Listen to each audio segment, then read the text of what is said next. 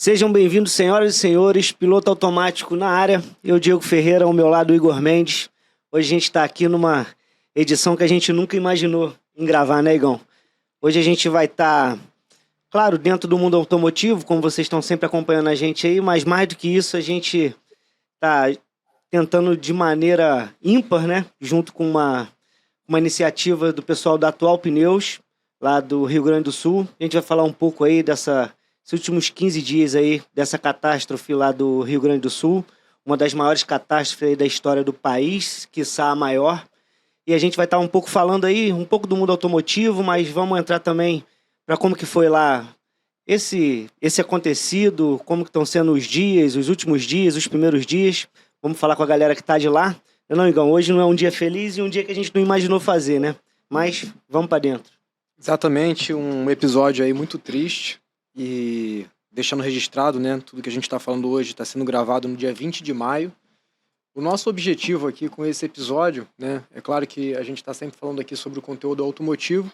Primeiro, é a gente entender, né, o que é fato. A gente sabe que é um desastre de grandes proporções, nada visto antes, mas como é que está sendo isso de quem está vivendo, né?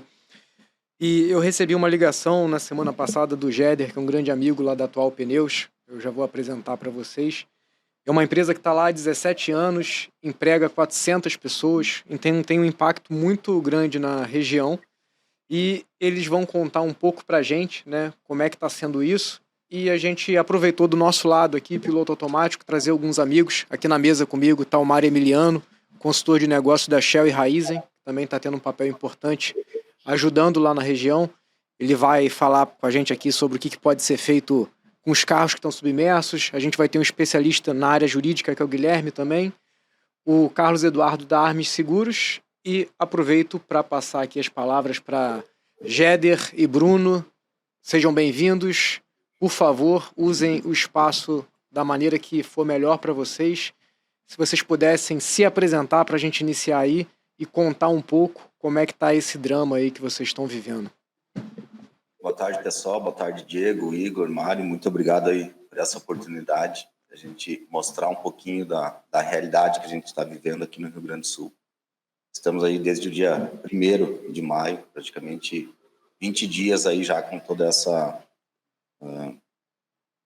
tragédia, né, que aconteceu. Nada que a gente nunca imaginou gravar, nem nada parecido com o que a gente está vivendo aqui, né? Então, estamos aqui em um cenário de guerra, né? São cenas de guerra que a gente vê ao nosso redor, muito próximo, né?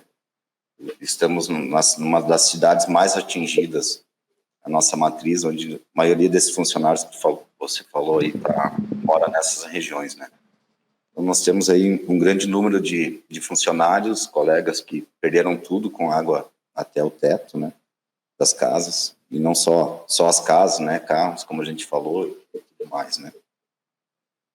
Mais alguns funcionários que não tiveram essa perda total, mas também 150 famílias aproximadamente ligadas à empresa que tiveram essas perdas muito grandes. Vou passar um pouquinho aqui para o Bruno, então, se apresentar.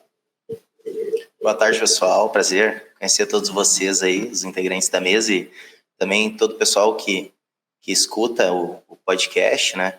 A gente queria estar aqui também falando sobre coisas mais alegres, mas infelizmente é um cenário, como o Jadra falou mesmo, de guerra. Quando a gente fala isso, a gente não está maximizando nada, porque realmente o que a gente viveu e vivenciou nos últimos dias é terrível, né? Hoje eu faço a parte da coordenação das lojas da Atual e eu tenho certeza que a gente vai ter um bom programa, por mais que as notícias não sejam tão boas, e a gente vai conseguir trazer muita informação para todo mundo aí. Legal. E bem legal disso tudo é a gente estar falando, como o Igor disse, né, cara, para vocês que estão aí vivendo, né, esse momento aí.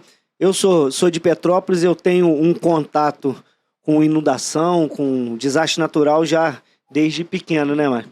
Então, mas assim, nessa proporção que a gente viu aí, principalmente pela televisão e pelas coisas que vieram acontecendo, eu nunca vivenciei nada parecido, né?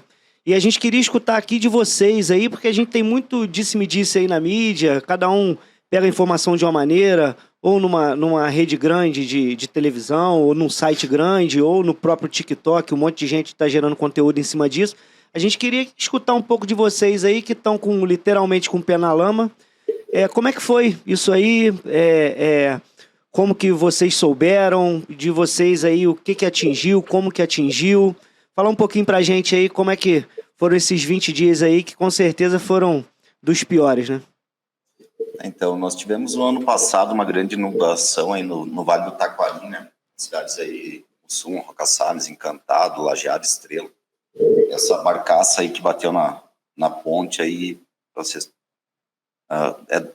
dessa última agora. O ano passado teve uma muito grande, que foi principalmente nesse vale, onde é um rio de correntezas, né? Então, esse rio, a enchente vem, ela limpa tudo, ela lava tudo, arranca casas, né? E aconteceu isso em setembro e agora novamente. Porém, essa de agora foi uma proporção muito maior, né? Esses rios, eles desembocam todos aqui na região metropolitana, onde tem a maior parte da população, né? Então, foi muita chuva, teve um dia que choveu 800 milímetros em um dia, né? A média anual aqui do Rio Grande do Sul é 1.100 milímetros no ano. Então, foi muita água, muita água. Como tu falou, Diego, nós mesmos, muitas pessoas aqui, quem não está vivendo, quem não está enxergando. Ontem eu passei um vídeo para vocês aí, né? Sim. Da água baixando também. A mídia, ela atrapalha bastante também, além de ajuda, mas atrapalha muito, muito fake news, né? Então, a gente não sabe nem muito em quem acreditar, e a ideia também desse podcast é poder falar mesmo vivendo isso aqui, né? Então, a gente começou a receber alguns relatos e não sabia também exatamente o que iria acontecer, o tamanho, a proporção dessa enchente, né? Então, muitas pessoas foram pegas desprevenidas, não acreditaram também no que vinham falando, e os avisos não foram tão, vou falar assim, tão efetivos, enfáticos, né? Como deveria ser, sabe? Em alguns casos. Mas é algo que a gente não tinha como prever também que seria dessa proporção tão grande assim, né? Envolve um monte de coisas do lado político também. A gente viu aqui, vivendo bastante aqui, muitos influenciadores fizeram muito bem a sua parte. Não tem Grêmio ou Inter, não tem religião ou cor. O pessoal no salvamento jamais deu prioridade ou perguntou alguma coisa desse aqui. Lembrando que a maior parte dos salvamentos foram voluntários, né? Pessoas que pegaram seu barco, seu jipe, vieram de outros estados, de todas as regiões que tinham acesso. Muitas regiões não tinham acesso, somente helicóptero, avião também, para poder salvar pessoas, né? Então, a gente tem uma gratidão muito grande por todo mundo que se dispôs e fez esse trabalho aí. Ô, Jéder, eu queria te fazer uma pergunta, né? A gente, antes da gente estar conversando aqui no podcast, a gente já falou algumas vezes, né? Eu vi você aí debaixo de chuva, recebendo caminhões de donativos. Se você pudesse, a gente vai aproveitar, tá? Ao longo desse episódio inteiro, a gente vai deixar aqui embaixo um QR Code do Vaquinha, que foi feito pelo pessoal da Atual. Primeiro saber como é que foram os impactos, né? Contar da região de vocês, mas principalmente, vocês têm uma grande quantidade de colaboradores. Como é que foram os números aí de impacto só na Atual e como é que vocês estão se mobilizando para poder ajudar as famílias impactadas? Se o Bruno puder contar um pouco a história dele, né? Ele perdeu tudo.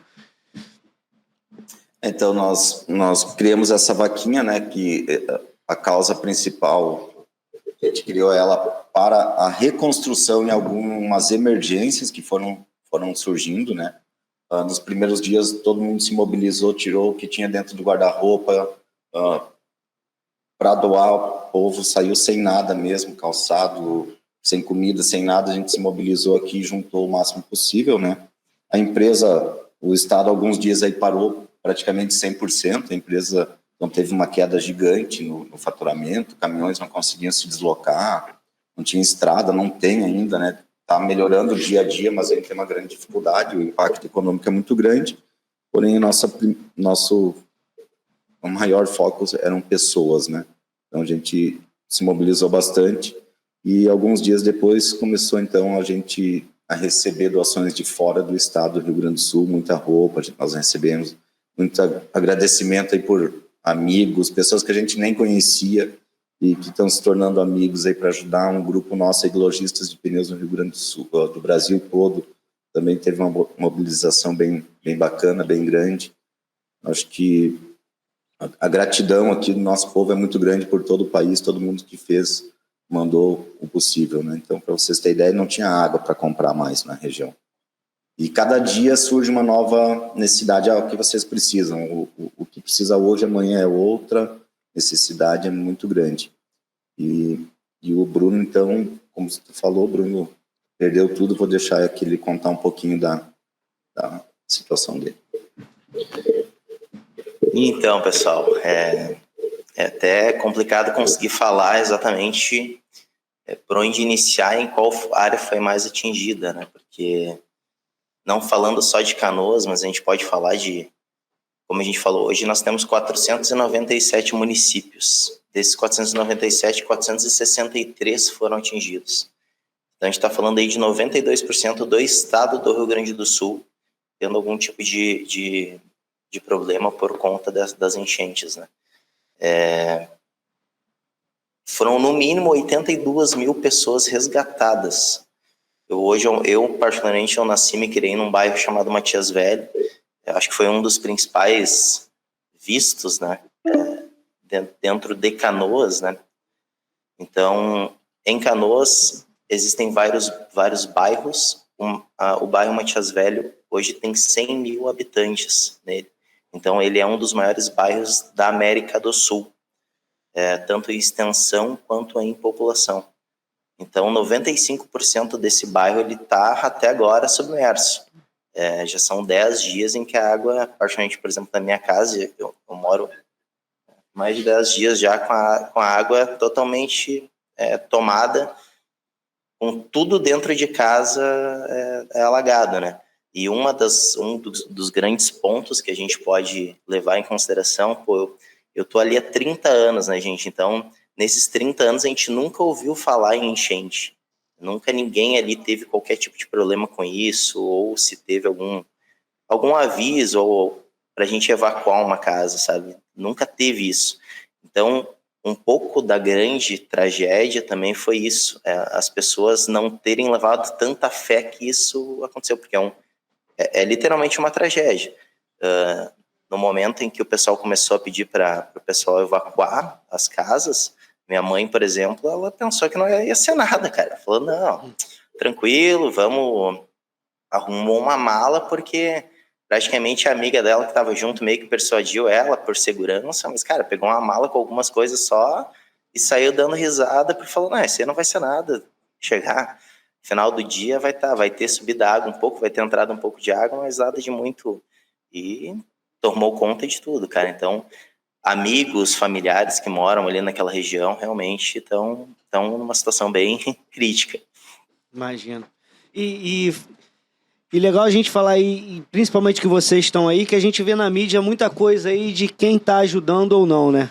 Fala Sim. um pouco pra gente aí, o que vocês sentiram aí, quem que foi realmente a força de quem ajudou a tirar o pessoal da água na hora que precisava, e quem que vocês estão vendo aí com a bota suja de lama, literalmente. Então, até foi um problema muito grande isso, né? As mídias, de uma forma geral, mecanismos de imprensa, enfim, eles estão sendo muito criticados e até expelidos dos bairros quando eles vão fazer algum tipo de matéria, sabe? Porque em alguns meios de comunicação eles acabam vendendo que o governo, os efetivos, estavam fazendo a maior parte dos salvamentos, né? O que realmente não é verdade. Posso dizer com certeza que mais de 90% dos resgates foram feitos pelo povo. Moradores que também perderam tudo, estavam no meio da ação e realmente entraram água dentro para salvar muita gente, animais, população, enfim. O pessoal, os jipeiros e o pessoal dos barcos, quem tinha barco em casa colocou ele na enchente, cara. A gente vê, cara, que tá sendo uma coisa assim, de uma proporção inimaginável, né? Então acho que quando a gente pensa num desastre como esse no primeiro momento, Eu acho que a mobilização inicial ela é muito grande, todo mundo tem um impulso para doar, mas eu acho que é importante a gente ter a conscientização. A gente também, conversando isso por telefone, né, falou da importância que não é uma doação pontual para resolver agora. Vai ser necessário estabelecer alguns canais aí para poder fazer essa doação permanente, né? Tem muita gente que vai demorar a se reerguer. Se vocês pudessem contar, assim, o que vocês estão vendo aí que vai ser importante de medida de cooperatividade, né? O Rio Grande do Sul tem uma estimativa aí falada pela mídia que demora pelo menos 10 anos para se reerguer. Vocês que estão vivendo aí a crise, o que vocês acreditam que vai ser necessário de se estabelecer aí de pontes de doação, de ajuda? Então, como eu falei antes, Igor, cada dia é uma necessidade, né? Primeiro momento foram roupas cobertas, né? Aqui faz bastante frio, inclusive as mínimas dessa semana aqui tá em torno de 5 graus. Então, é bastante frio, tem muita gente em abrigo, muita gente em casa de familiares ou amigos e até pessoas que nem conhecem, né? Então, o primeiro momento foi a roupa, né? Roupa, cobertas, alimentos, água, faltou bastante. E ainda falta, né? Porque a roupa, tu consegue ali ter 2 ou 3 mudas de roupa, beleza, tu consegue passar alguns dias, né? Mas a comida tu precisa todo dia, então comida é muito importante. Questão também da reconstrução, né? Que alguns bairros estão baixando a água, a gente está conseguindo entrar, limpar aqui em Novo Hamburgo, São Leopoldo, algumas regiões também de Porto Alegre. Alguns ainda, como o Bruno falou aí, ainda com água até o telhado, como no bairro dele, né? Matias Velho, na cidade de Canoas. Mas a reconstrução, né? Os próximos dias a reconstrução. Então, o pessoal não vai... Dentro de casa, poucas coisas se salvarão. Também temos um grande problema, que é a questão da segurança, né? Porque as pessoas boas, voluntários aí estão ajudando, mas tem muitas pessoas ruins sendo ruins, né? Então, tem um grande problema aí na questão da segurança, que está se criando também. As necessidades são muitas, né? Precisa de tudo. Mas eu não acredito, Igor, que precisa de 10 anos. Nosso povo aqui é muito batalhador, e tem esse sangue guerreiro, né? Então, precisamos sim de muita ajuda, mas a reconstrução, eu acredito que o estado do Rio Grande do Sul aí não leva todo esse tempo, consegue se reerguer. Eu acho legal também a gente salientar que nessa questão, sempre quando tem a questão de doação a nível país, né, igual a gente está tendo, nada mais do que a pessoa que está aí em loco sabe o que você estava falando da necessidade do momento, né? Às vezes a gente vê a pessoa fecha 1, 2, 3 caminhões de colchões, mas um monte de gente já está doando colchão, e às vezes o que está faltando é água. Então, nesse esquema que o Igor falou, que a gente vai deixar aqui sempre o Pix aí para você poder fazer, eu acho que, não sei o que vocês sentem aí, se tem alguma coisa que está faltando do mercado, que não está conseguindo comprar por aí, mas eu acho que a compra sendo feita por aí vai conseguir otimizar melhor esse tipo de doação, não? Justamente, Igor, eu estou na operação dentro da Atual Pneus, aqui com os nossos funcionários, familiares e amigos, né, muito direto, mas também estou com ligação com outras ONGs aqui que se formaram, o pessoal ajudando bastante, né? Algumas coisas o frete inviabiliza, e a gente consegue hoje já comprar praticamente tudo aqui no Rio Grande do Sul. Nós estamos perto de Santa Catarina tem um acesso rápido e uma rodovia que está liberada para nós, que é a BR-101, que tem um acesso muito fácil, né? Ela está 100% liberada, então algumas coisas como papel higiênico facilita a gente comprar aqui. Então, o custo do frete, eu trabalhei bastante ligado a essas outras pessoas aí que estão trabalhando, grupos que estão trabalhando nas doações, na questão do logística, como eu estou ligado, né, ao negócio, consegui alguns caminhões aí do Mato Grosso, São Paulo, Goiás também, que trouxesse para cá. Algumas coisas inviabiliza, porque é um custo muito alto, né? E o caminhoneiro, o transportador, muitos aí estão ajudando mesmo, mas eles também não podem parar totalmente a frota para fazer isso, né? Então, algumas coisas sim, a questão do dinheiro, do Pix, até para ajudar um pouco a nossa economia também, né? Empresas daqui a gente consegue comprar aqui, algumas fábricas A gente tem aí pessoal de fralda, tem contato que vende a preço de custo, pessoal de colchão vendendo a preço de custo. Mas eu digo assim, procure uma pessoa confiável, tem muitas pessoas boas, mas também vai ter pessoas se aproveitando, infelizmente, né? Acho que não é só do Rio Grande do Sul. Procurem canais bons, conheçam as pessoas aí, acompanhem o trabalho nas redes sociais que realmente estão sendo feitos. Não vou falar nome de nenhuma aqui, mas tem várias pessoas aqui que a gente conhece. Eu fico à disposição aí de qualquer pessoa que queira ajudar de alguma forma. A gente direciona, conheço muitas pessoas que estão focadas, os animais, tem muitos animais na rua, pessoas que estão focadas em recém-nascidos até 3 anos, pessoas que estão focadas em lar de idosos, pessoas que têm crianças abandonadas, esses lares. Então, a gente tem um canal aqui e é bem importante cuidar para quem vai esse dinheiro.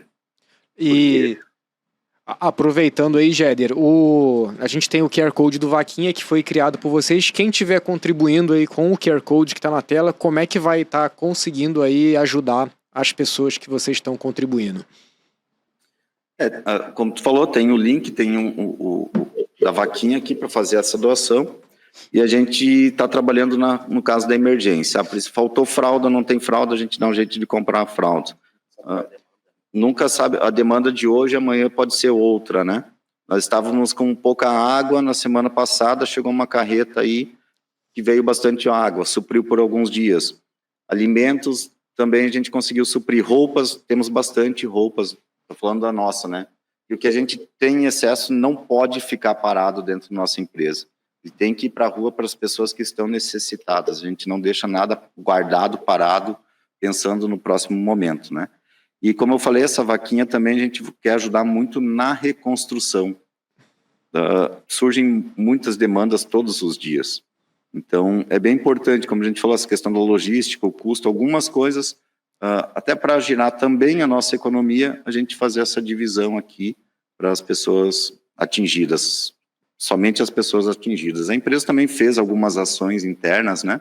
Como adianta antecipar 13º sem custo nenhum, para as pessoas que tiveram essas perdas, e entre outras coisas, ninguém descontou horas de quem não pôde trabalhar. A gente está conseguindo segurar isso aí da melhor forma para minimizar o impacto, né? Porque esse impacto não é só financeiro, né? Financeiro ainda menor. Felizmente, direto a nós não tivemos nenhuma perda de vida, né? Ninguém perdeu sua vida direto, mas é bem importante a gente falar, não sei se agora é o momento ou não, mas os números falam aí em 155 óbitos, pessoal. Números oficiais, né? Os números oficiais. Infelizmente, esses números aí não condizem com a verdade, com a realidade. Eu estava bem pessimista falando em 2 a 3 mil mortos, imaginando 2 a 3 mil mortos, né? E conversando com outro pessoal aqui, levantando e cada dia enxergando mais aí, conforme vai abaixando a água, né? Também vai vendo cada coisa aí. Infelizmente, eu acredito, tá? Eu acredito que entre 10 a 20 mil mortes no estado do Rio Grande do Sul. Nossa, é bastante gente, né? Isso já é o que o pessoal tem comparado aí ao Katrina, né, cara? Já é bem maior, né? Até na realidade é isso, né? Katrina, eles tiveram 1.800 mortes lá, confirmadas. Aqui a gente está com 155, só que o número de desaparecidos também é muito baixo, né? É que eles estão considerando 89 só desaparecidos. Porém, agora, conforme a água vai baixando e o pessoal vai entrando nas casas, teve muita gente que realmente não conseguiu sair, né? Porque a água ela subiu muito rápido, né? Então, principalmente pessoas que não levaram fé, aquilo que eu falei lá no início, né? Que nunca tiveram essa questão de enchentes, eles foram pegos totalmente de surpresa e muitos não conseguiram. Então, conforme a água vai baixando agora, a tendência é esse número aumentar e muito, né? E com certeza superar o Katrina. Complicado. Só pelo que a gente está vendo aí de cachorro em abrigo, né? Hoje eu estava vendo uma entrevista, o cara falou que tem mais de 25 mil cachorros aí que Sim. O pessoal está procurando e tudo. A gente já dá para ter uma ideia que esses 150 óbitos aí não fecha muita conta, né? Sim, eu tive diversos amigos que participaram dos resgates e algumas das histórias que eles... Não tem como contar elas aqui, mas algumas muito fortes, assim, de corpos realmente boiando, assim, eles tendo que desviar com barco para resgatar outras pessoas. Então, vai ser uma cena muito mais chocante no pós agora, quando a gente tiver essa descida real. Hoje o Guaíba ainda está numa cota muito alta, né, 4,35 metros.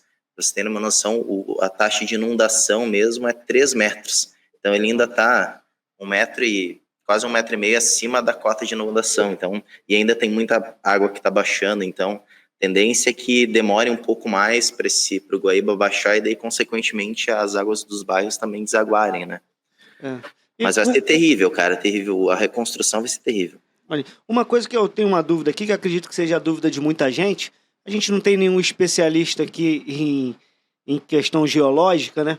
Mas me parece só essa chuva, esse tempo todo de chuva, por mais que tenham sido 800 milímetros, tudo, a chuva em si, ela foi responsável por 100% do que aconteceu, ou esse rompimento de dique, esse tipo de coisa potencializou meio que uma avalanche em cima disso aí?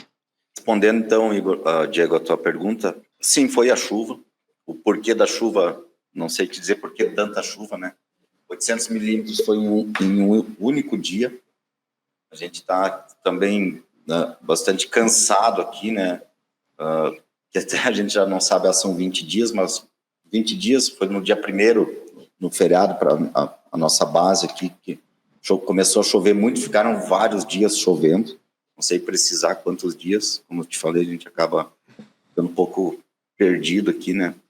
Mas sim, foi culpa da chuva, choveu demais numa faixa aí de 80% do Rio Grande do Sul, mais ou menos, muita chuva. A gente está falando aqui muito a região metropolitana, mas no interior, cidade de Gramado, cidade turística aí que todo mundo conhece, muito desmoronamento por causa das chuvas, que é parecido com a tua região, né, Diego? Sim. No vale do Taquari, uma região aí no centro do estado, uma região muito forte também.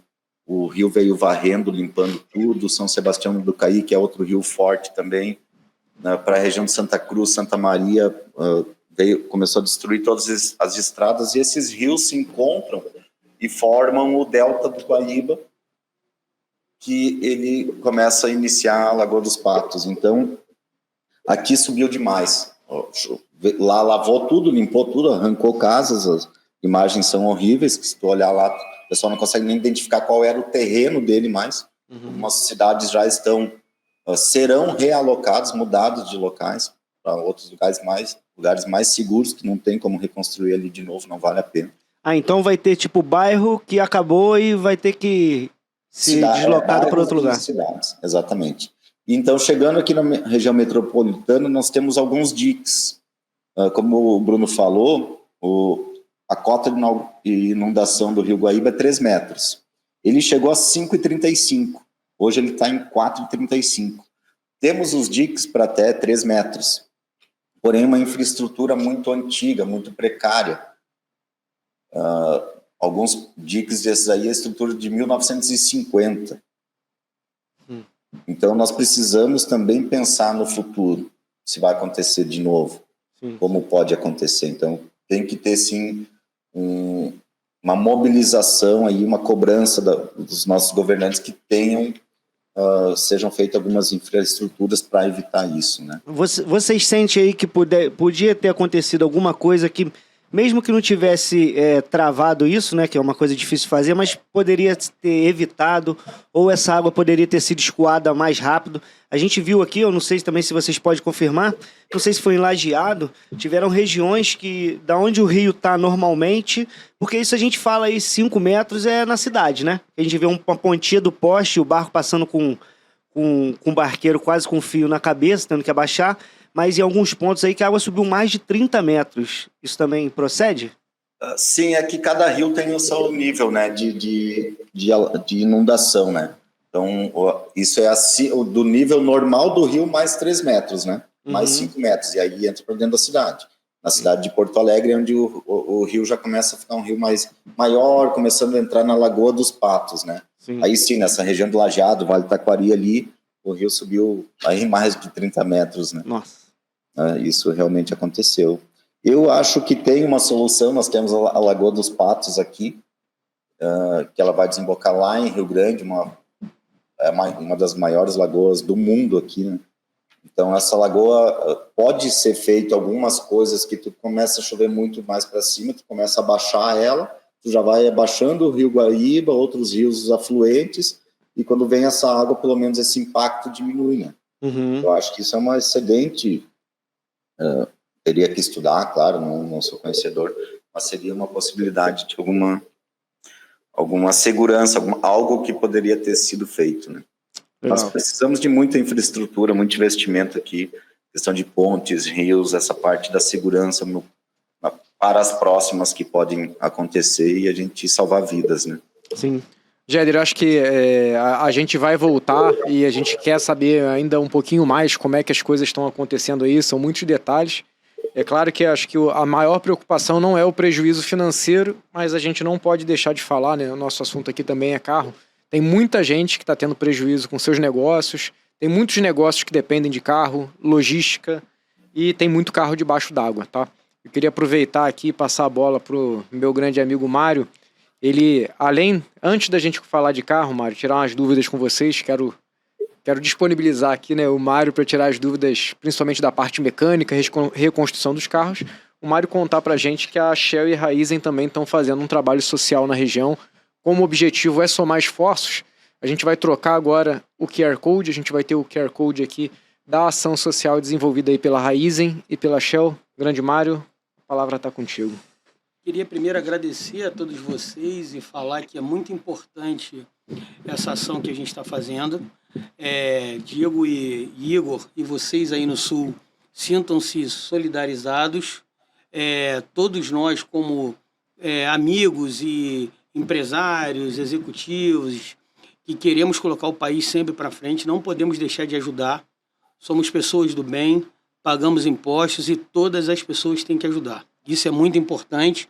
Eu estava numa reunião, o Igor me ligou ontem, eu não tinha agenda, mas como é sempre para o bem, a gente sempre tem que estar aqui.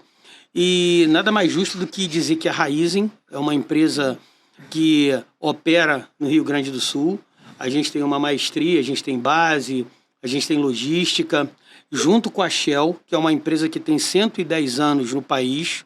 Já passamos por várias intempéries políticas, sociais, econômicas e agora intempéries de tempo também. Estamos juntos com vocês, isso é o mais importante. Não podemos deixar de falar que quanto mais forte nós formos, mais a gente vai resolver esse problema. Vocês estão de parabéns em canalizar esses esforços para ajudar quem precisa. Somos brasileiros, precisamos manter essa chama viva, somos pessoas que vamos ajudar e o Rio Grande do Sul com certeza vai ser reconstruído, com certeza, tá? Isso é muito importante, não percam a esperança de um povo que é o nosso povo, um povo sofrido, mas é um povo justo e trabalhador. E vocês podem ter certeza que todo o Brasil está junto com vocês. Independente da mídia falar A, B ou C, cada um sabe como tem que fazer, tá? Essa é a minha contribuição, é pouca, mas é uma contribuição de coração. Eu falo em nome aqui da minha família, tá? E falo um pouco em nome da empresa que eu trabalho. Tem aquele SOS Rio Grande do Sul, #SOS. O Igor falou, a gente vai deixar aí o Pix. É uma empresa séria que vai ajudar a reconstruir o país. A gente vai falar um pouco aqui de carros e vamos falar também um pouco de combustível. 99% dos postos de gasolina hoje, principalmente no Rio Grande do Sul, onde a gente tem um nível de entendimento um pouco maior, esses postos eles têm tanques com parede dupla, são tanques jaquetados, onde eles foram projetados para impedir vazamento de combustível com algumas células ligadas a esse tanque, tá? Essas células, elas avisam se o tanque tem vazamento tanto de dentro para fora, como ele recebe água de fora para dentro. Esses sensores, eles estão instalados nos tanques, isso é uma norma da ANP. Essa norma ela já é uma norma antiga. Antigamente os tanques eram de ferro. Então os tanques eles têm posição e inclinação. Todo posto de gasolina tem que ter isso. Existem 2 licenças obrigatórias, tá? Eu estou falando isso um pouco para tentar dar um pouco mais de tranquilidade, porque a água pode se misturar com combustível. Sim. E aí o problema vai ser maior, tá? Na verdade, existe uma licença de operação. O posto de gasolina ele precisa ter essa licença. O Estado só deixa o posto de gasolina operar com essa licença. E antes da licença de operação, existe uma licença de instalação, onde o posto de gasolina, o empresário, ele tem que percorrer todo um cronograma para que isso funcione. Então, teoricamente, eu não posso precisar para vocês o tempo que isso pode ficar submerso, mas a probabilidade desse vazamento acontecer é muito difícil nos postos que estão regularizados, tá? Em relação aos carros, eu não sou tão especialista, mas como sou um entusiasta e gosto, carros da década de 70 e 80, a gente vai conseguir trazer esses carros de volta à vida mais rápido, que são os nossos carros movidos a ar, né? Não precisam de refrigeração e nem de tanta tecnologia embarcada. Sim. Ou seja, tanta eletrônica. Já os carros de tecnologia mais nova, embarcada, vai ser um pouco mais difícil, porque por mais que você traga esse carro para voltar a funcionar, ele precisa de algumas peças essenciais. Precisa que troque os módulos, todos os módulos vão estar danificados. Por mais que eles resistam a isso, a indústria ela já faz a produção de todo esse equipamento de segurança, que são os módulos, os chicotes, para eles resistirem há um tempo. Uhum. Mas eu acho que ninguém faz há um tempo tão grande como um carro ficar submerso há tanto tempo assim. Né? Mas o mais importante é isso. Eu acho que a gente tem que conseguir, pelo menos, trazer esses carros e começar a mexer. A indústria já deve estar se movimentando, produzindo essas peças de reposição. Como o carro é um bem durável, ele vai conseguir voltar ativa. Você tem N concessionárias, mecânicos no Rio Grande do Sul que vão conseguir trazer essa frota para funcionar de novo. Algum tempo deve levar, porque precisa de equipamentos para serem substituídos, mas eu acho que isso vai voltar a acontecer gradativamente, né? Uhum. E você acha que... acho que a maioria ou a minoria dos casos vale a pena o investimento? A gente já vai falar na sequência com um especialista de seguro, mas vamos considerar aí quem não tem seguro, quem está à própria sorte, né? Qual é a probabilidade, qual é o investimento para poder resgatar um carro hoje de enchente? Assim, eu acho o seguinte, o cara que não tem seguro, ele vai ter que fazer um esforço para voltar a ter o bem dele funcionando e ele usar esse bem. Vai caber a nós aqui, tanto indústria, entender como a gente pode facilitar a vida desse cara para trazer esse bem durável dele de volta, porque ele vai precisar de peça. Se a gente encarecer a peça, na falta da demanda, esse cara não consegue.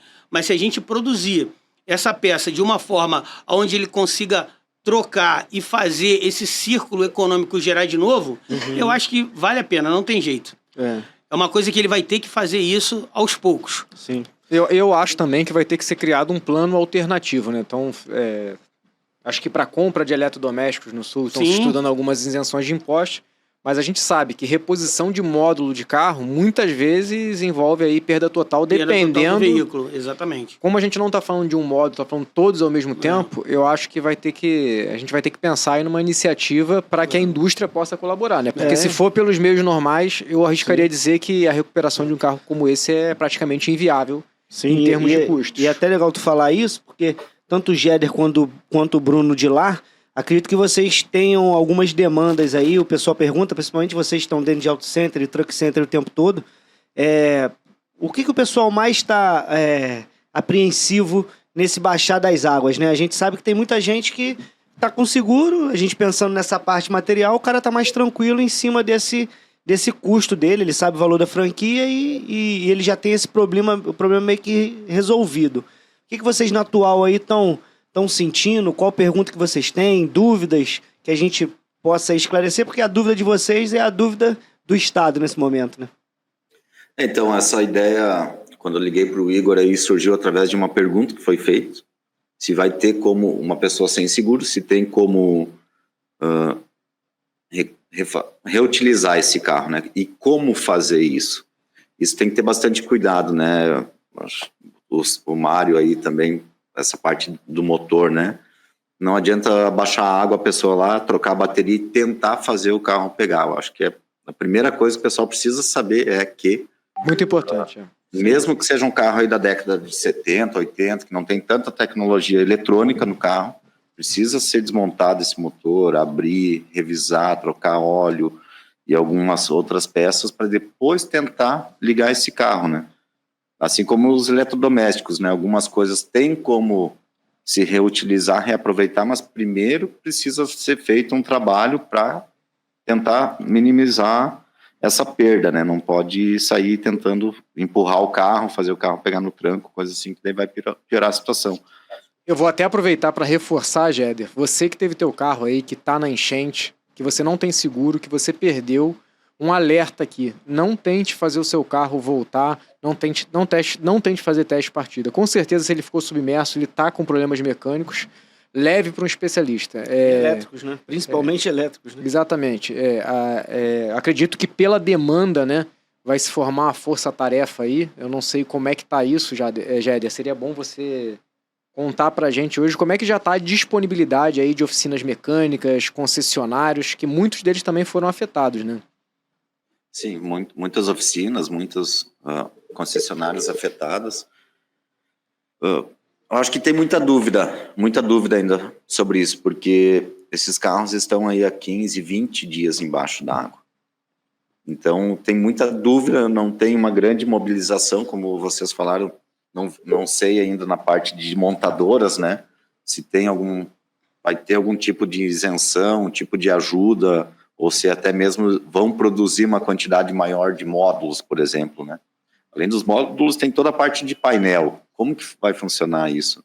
Ontem eu vi uma imagem também, um carro que estava alagado e os barcos salvando vidas e levando alimentos para algumas pessoas também que não quiseram sair de casa. Morava no 3º, 4º andar de alguns prédios, as pessoas não quiseram por causa dos saques também.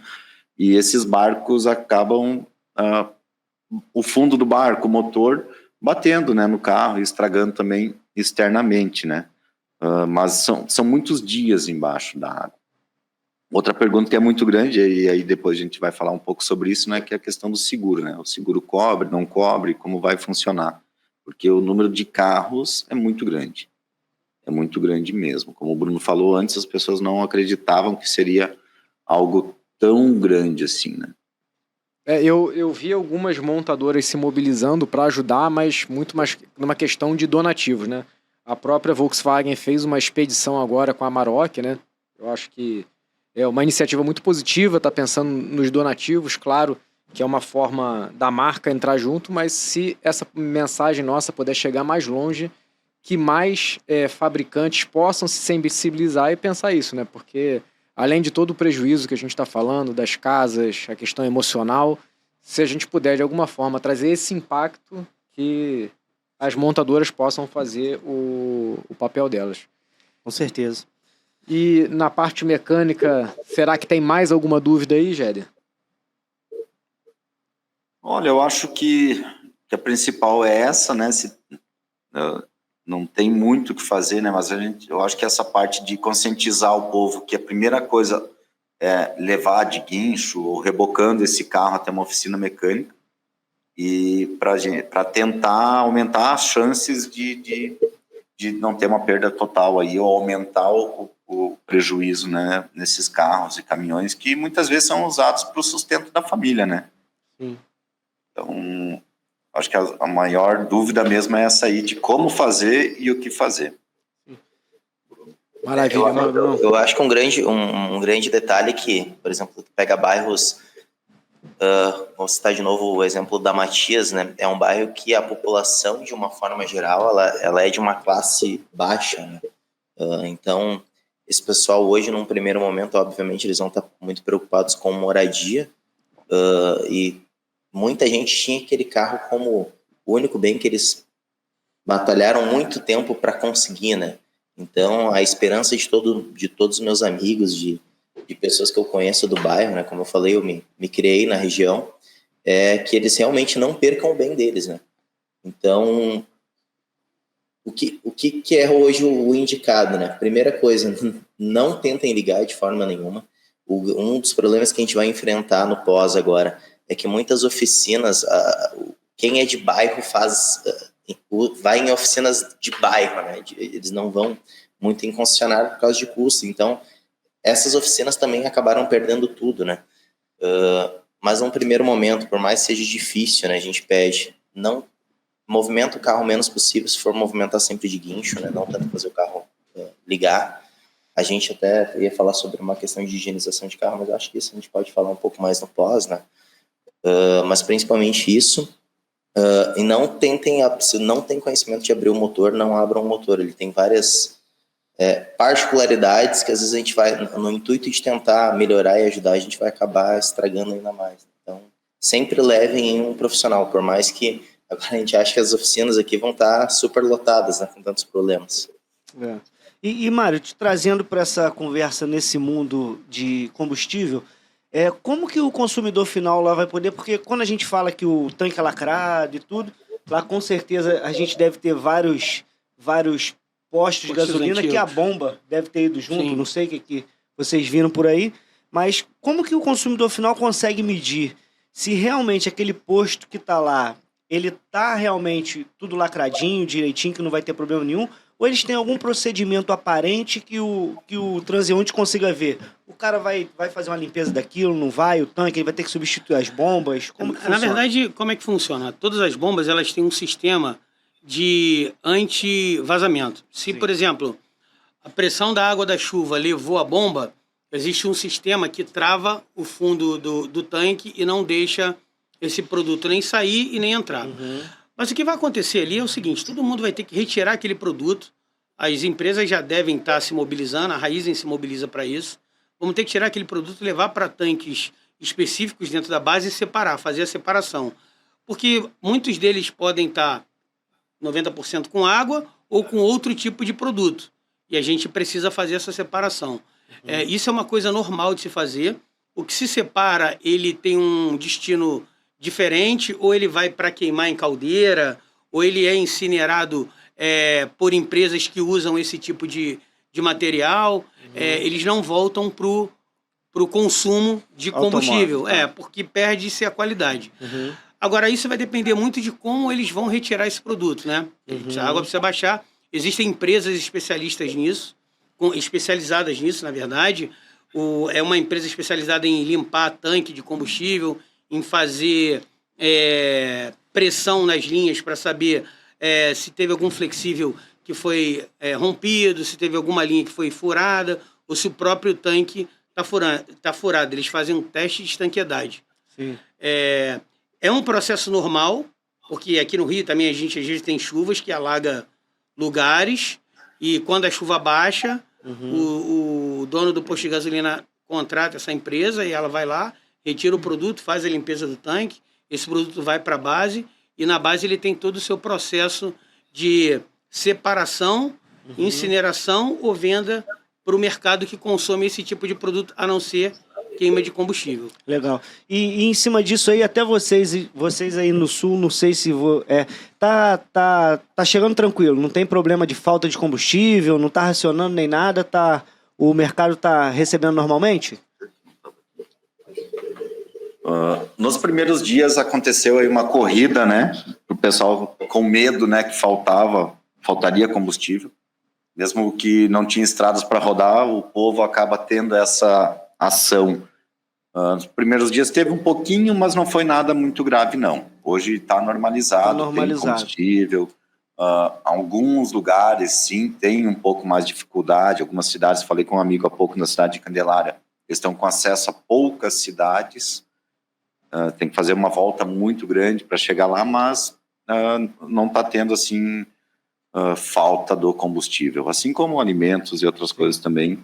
Algumas dificuldades, sim, mas nada grave. Está tendo aqui, sim. Entendi. Então, Mário, em cima disso, duas coisas que eu queria saber. Como que o consumidor final consegue identificar no posto? Provavelmente ele tem um selo de liberação, alguma coisa assim, desse tipo de bomba instalada, né? Provavelmente ele tem alguma coisa, um posto clandestino não vai ter. E outra coisa é o seguinte, como que o consumidor final ele pode se resguardar ou denunciar um posto que esteja se aproveitando sobre isso. Porque a gente sabe que de uma hora para outra, para o cara colocar o litro da gasolina a R$8 não custa nada, né?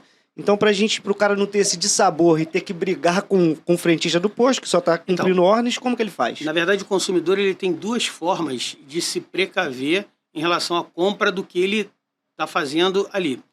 O PROCON tem uma medida que existe a forma do consumidor pedir para analisar o produto que ele está comprando. Ele pode chegar no posto de gasolina, eu quero analisar a gasolina. A gasolina ela tem que estar límpida, sem nenhuma contaminação por outro tipo de produto, e ela tem umas normas, onde ela tem o teor alcoólico, ela tem a limpidez.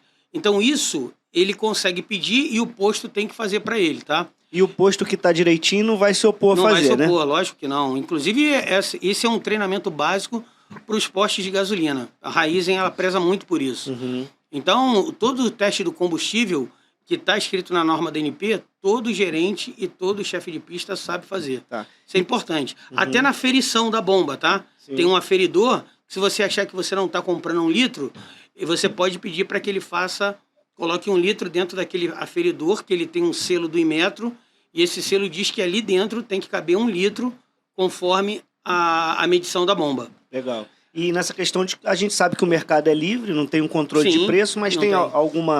algum telefone que o consumidor que se sinta lesado, a gente vai conversar com o doutor, ele vai saber falar juridicamente disso pra gente, mas como você tá lá, às vezes não sei se... Na verdade, o que a gente sempre aconselha ao consumidor fazer é entrar em contato com o PROCON e fazer essa denúncia no PROCON e na ANP. Beleza. Existem os canais na internet, se você entrar no Google, você vai ver o telefone da ANP e do PROCON.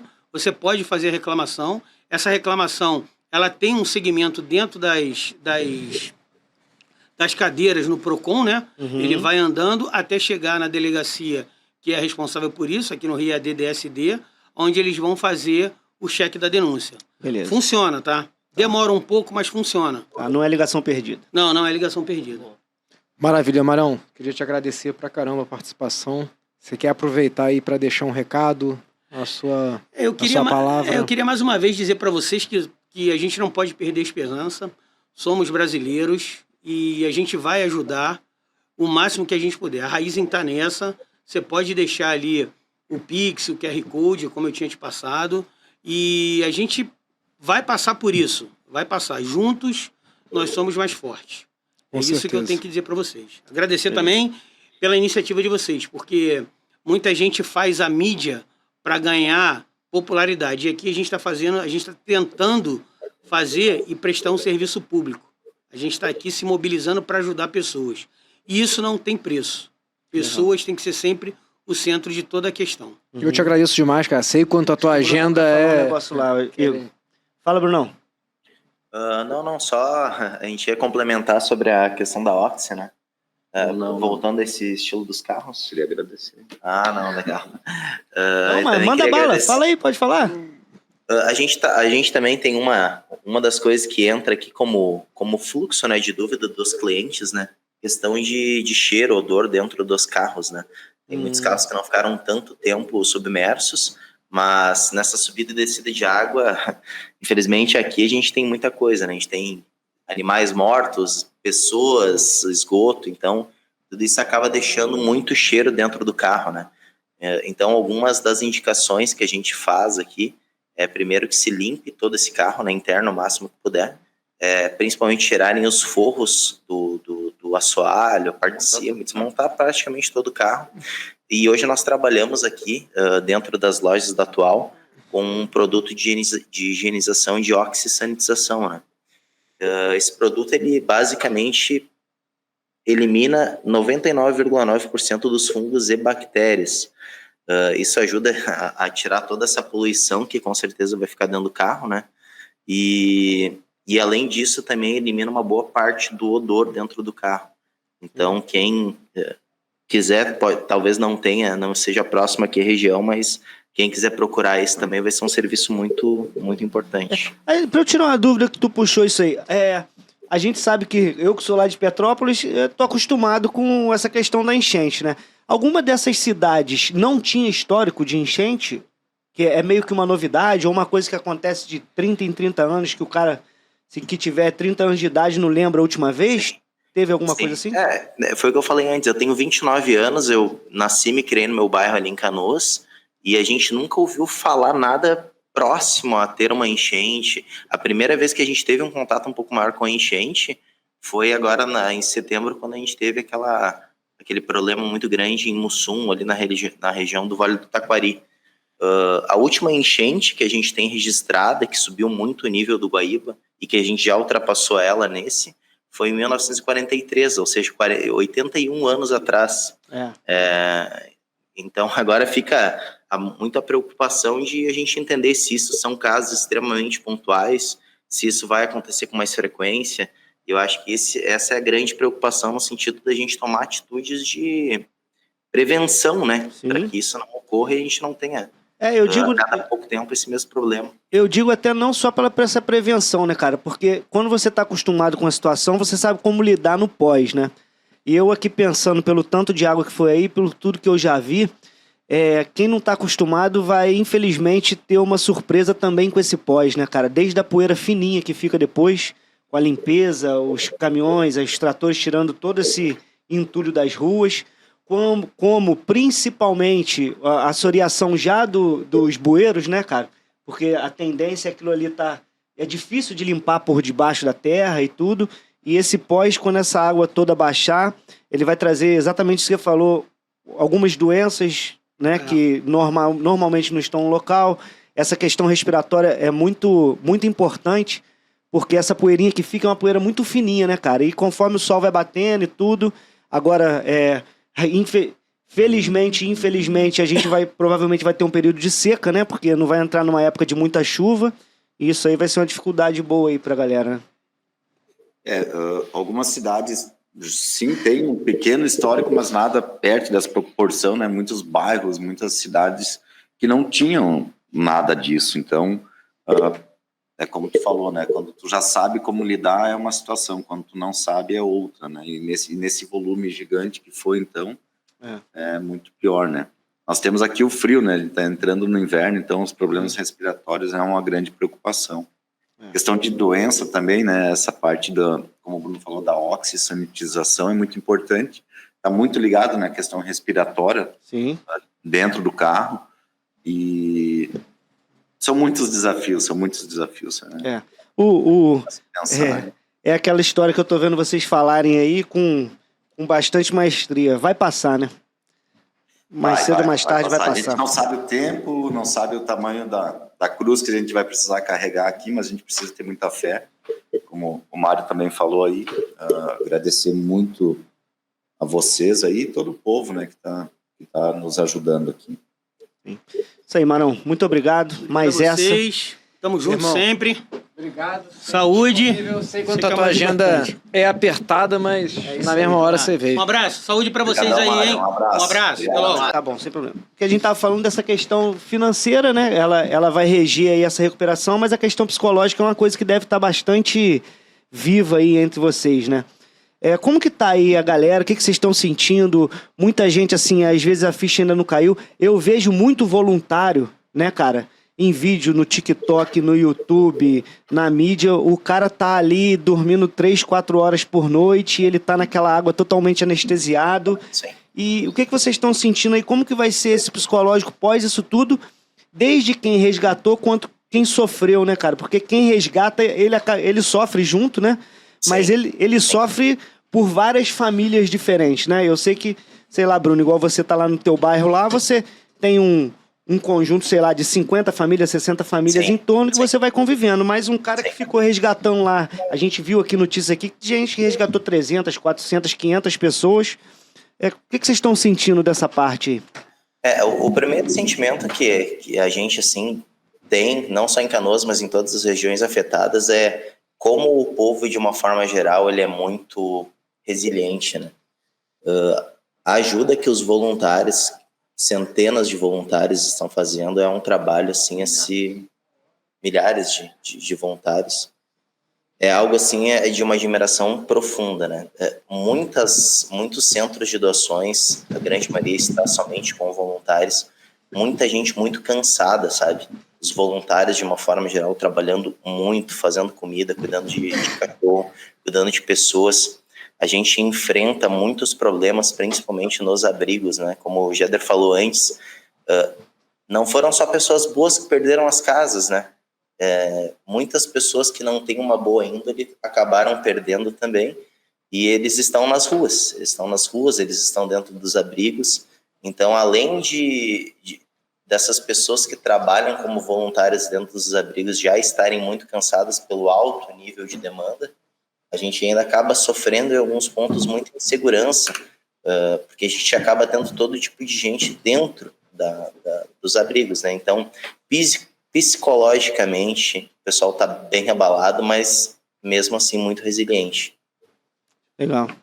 Bom, Igor, Eu acredito também, pessoal, que sim, todas as partes são difíceis, mas quando essas pessoas, a gente chegar nessas casas e enxergar o que realmente aconteceu, como está lá, vai ser muito complicado também. Eu acho que essa parte aí, meio que a ficha ainda talvez não caiu para todo mundo, né? Eu acredito que não caiu para todo mundo. Uhum. Então, eu acho que essa parte psicológica aí vai precisar de uma atenção muito grande. Crianças, principalmente, né? Porque às vezes tu tem alguma coisa lá que tu era do teu pai, da tua mãe, que era a única coisa que tu tinha de lembrança. Isso foi perdido também, né? Não é só financeiro. Então, a parte psicológica, a gente vai precisar de muita ajuda, muito apoio. Tem muita gente já sofrendo, mas esse número vai aumentar bastante aí. Legal. Igor, temos novos integrantes na nossa mesa. Exatamente. E aí no nosso esforço, né, de trazer esclarecimento, poder contribuir de alguma forma, a gente está trazendo aqui o Dr. Guilherme Barbosa, do HBA Advogados. Obrigado, irmão, pela disponibilidade. Trazendo o Carlos Eduardo, da Armes Corretora. Acho que vocês têm muito assunto em comum e a ideia é a gente se disponibilizar aqui. Não, aí na área jurídica a gente não precisa se restringir ao assunto dos carros, mas da parte de seguro, acho que a gente vai te dar bastante trabalho aí, Carlos, que o pessoal tá cheio de perguntas. Eu acho que, inclusive, essa pergunta pode começar vindo direto do problema. Então, pessoal, uma grande dúvida, né, que o pessoal pergunta muito o seguro vai cobrir uma enchente ou não vai cobrir uma enchente? Acho que essa é a principal pergunta mais focada mesmo. Passa a palavra para o Carlos aí, então. O seguro, como a gente estava falando aqui, ele vai cobrir a enchente, está dentro da cobertura compreensiva, né, que é a cobertura completa. A partir do momento que você contrata o seguro com cobertura completa, compreensiva, não somente para terceiros, né, um seguro completo, ele já tem a cobertura para enchentes e alagamentos, né? Isso de água doce, né? Nunca de água salgada. Então, nesse caso, no Rio Grande do Sul, vai ter cobertura sim para todos os veículos segurados. Maravilha, né? O que é o único problema do Sul e de todo o Brasil é que, infelizmente, 70% da frota em circulação não tem seguro, né? Isso é um grande problema. Acho que mais uma dúvida aí, cara. A gente pensa, né, que como é uma catástrofe sem previsões, a gente não sabia a dimensão que ia acontecer, as seguradoras hoje, elas têm caixa para honrar com tantos sinistros ao mesmo tempo? Tem, isso elas têm. A seguradora, né, ela está legalizada, né, ela tem que ter um lastro, né, para poder pagar a indenização de uma catástrofe como está acontecendo, porque, como até o Diego comentou, em Petrópolis teve aquela catástrofe que a gente lembra, que há um tempo atrás, em 2022, foram 400 carros, mais ou menos. A gente está falando do Sul, que estima-se em 200 mil carros. Entendeu? Então, uma coisa assim, sem precedente, né? Então, as seguradoras têm o lastro, sim, para poder pagar todas essas indenizações. E já estão, né, com uma força-tarefa no Sul, tá? E não é uma ou outra, são várias seguradoras unidas que já estão até indenizando de forma digital, através de pagamento, né? Hoje em dia você passa por nome da seguradora, faz tudo de forma digital, sem até ter o bem, que é o veículo que está debaixo d'água. Então, tá? Isso é importante pegar essa estatística, né? Não sei se você chegou a pegar isso, Diego. Peguei lá fora. Dos carros que são cobertos por seguro no Rio Grande do Sul, a gente está falando de 30% da frota. No Brasil. Na frota em circulação no Brasil. Se a gente falar da frota nacional, apenas 30% está É coberto. segurado, exatamente. Acredito que no Rio Grande do Sul deve ter um índice um pouco maior, né? Eu também acredito que é a característica do Rio Grande do Sul, que tem uma adesão maior ao seguro. A população já tem essa cultura intrínseca lá e eles têm uma... Assim, é deles, né? Essa adesão, essa preocupação em segurar o seu bem. Só complementando o que o Carlos falou aqui, a seguradora, ela vai ter caixa, ela com certeza vai ter caixa, porque uma seguradora habilitada, ela é regida e acompanhada pela SUSEP, né? Então, para ela operar, ela tem que comprovar que ele tem esse caixa para essas catástrofes, né? Ela tem que comprovar que esse caixa vem sendo atualizado, vai comprovar sempre o fluxo de caixa dela, vai comprovar sempre que isso vem sendo renovado justamente para esses eventos imprevisíveis e incertos. E na maioria das vezes a seguradora nem sofre tanto porque a resseguradora sofre junto com ela, né? Justamente isso. A seguradora ela tem uma segunda camada de garantia dela, que é a resseguradora, né? Isso é muito comum lá fora. Já entrou aqui no Brasil há mais de 10 anos, já é amplamente a IRB, contratado. né? IRB é uma delas. é uma delas. É amplamente contratado. Isso vai garantir que a seguradora ela tem uma segunda etapa ali de garantia, né?